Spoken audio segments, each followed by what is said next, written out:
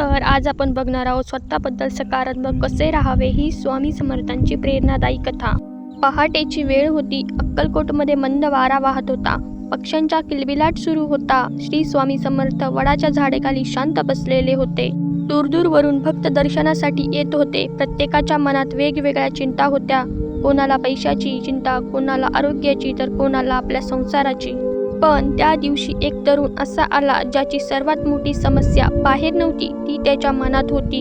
त्याचे नाव होते गणेश. गणेश मेहनती होता, प्रामाणिक होता, पण त्याला स्वतःवर कधीच विश्वास नव्हता. गावातील एखादा मुलगा मोठा अधिकारी झाला की तो दुःखी व्हायचा. कोणाचा व्यवसाय वाढला की त्याला स्वतःचं अपयशी वाटायचे. एखाद्याचे कौतुक झाले की तो मनातच म्हणायचा, माझ्यातच काहीच नाही. हळूहळू त्याने स्वतःवर प्रेम करणेच सोडून दिले. नंतर तो आरशात स्वतःकडे पाहायचं सुद्धा टाळू लागला. त्याला वाटू लागले की देवाने त्याला इतरांपेक्षा कमी बनवले आहे. एक दिवस गावातील एका वृद्ध भक्ताने त्याला सांगितले, बाळा, अक्कलकोटला जा, श्री स्वामी समर्थांचे दर्शन घे. कधी कधी मनाची औषध शब्दांमध्ये नसतात, ती कृपेमध्ये असतात. दुसऱ्याच दिवशी गणेश अक्कलकोटला पोहोचला. त्याने नमस्कार केला. काही बोलण्याआधीच स्वामी त्याच्याकडे पाहून हसले. बोलले, काय रे, स्वतःलाच हरवून बसलास का?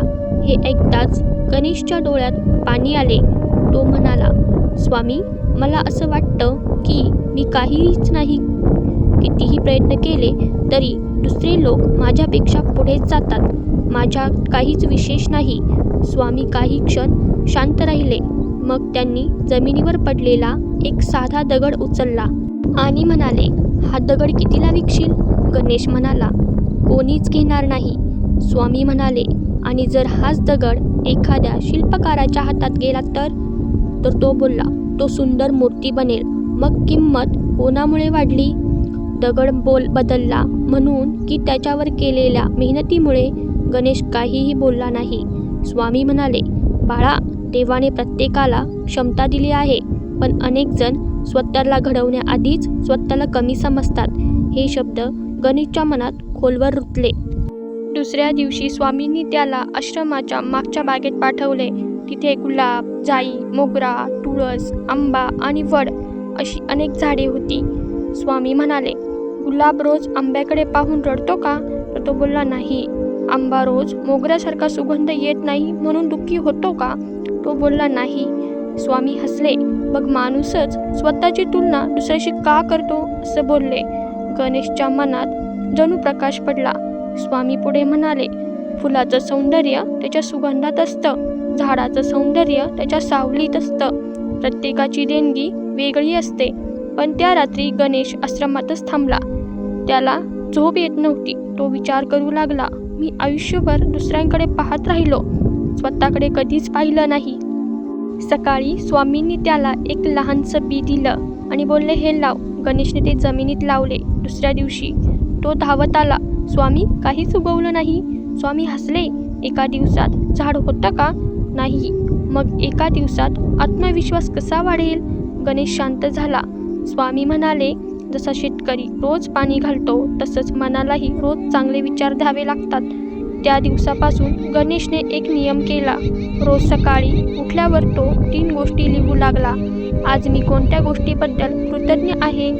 माझ्यातील एक चांगला गुण कोणता? आज मी कालपेक्षा एक चांगलं काम कोणतं करणार? महिने गेले. गणेश बदलू लागला. तो इतरांशी तुलना करण्याऐवजी स्वतःमध्ये सुधारणा करू लागला. गावातील गरीब मुलांना शिकवू लागला. वृद्धांना मदत करू लागला. आपलं काम मनापासून करू लागला. लोक त्याचं कौतुक करू लागले. पण आता त्याला कौतुकाची गरज उरली नव्हती, कारण त्याने स्वतःला स्वीकारलं होतं. काही महिन्यांनी तो पुन्हा स्वामींकडे आला. स्वामी विचारतात, आता स्वतःबद्दल काय वाटतं?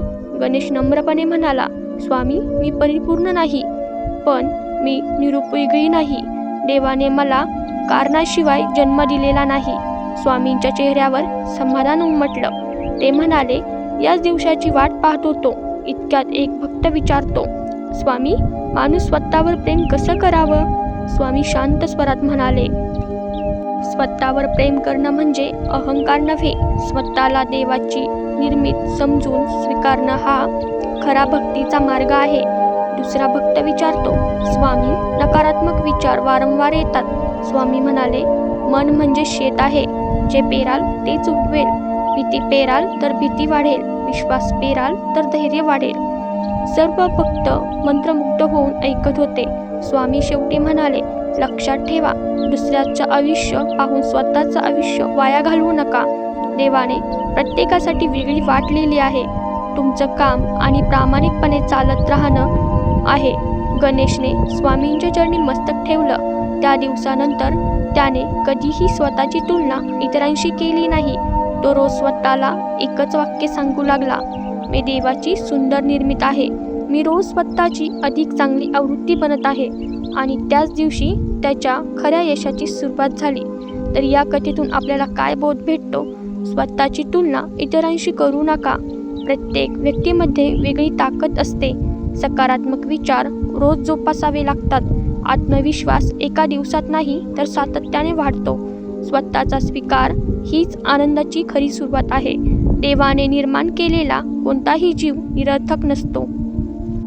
आजच्यासाठी एवढंच. जर कथा आवडली असेल तर एक लाईक अवश्य करा आणि चॅनलला अशाच कथा बघण्यासाठी सबस्क्राईब करा.